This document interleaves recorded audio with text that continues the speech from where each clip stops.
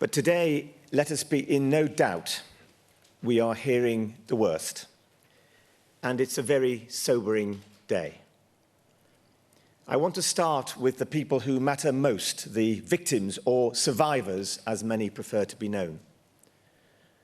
When you read the report, almost all of them are numbers, prefaced by a letter. And what we've all got to remember, though, is that every one of these is an individual with their own thoughts, their own traumas, and their own terrible story they've been dealing with for so very long.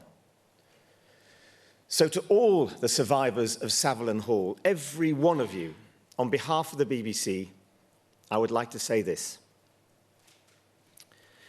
What happened was profoundly wrong. It should never have started. It should certainly have been stopped.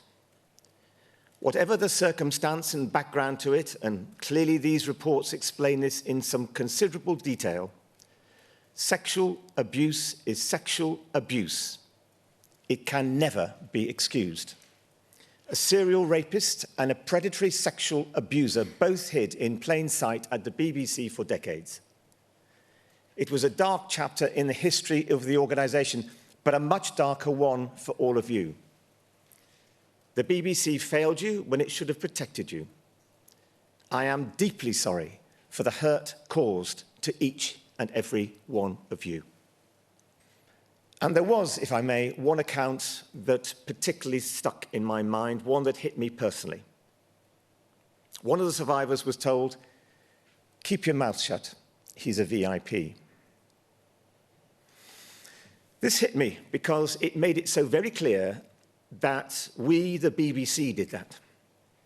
Jimmy Savile committed many crimes in many places, but uniquely, it was the BBC that made him famous. We made him a VIP.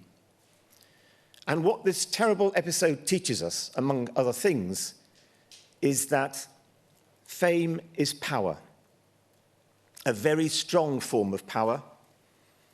And like any form of power, it must be held to account. It must be limited.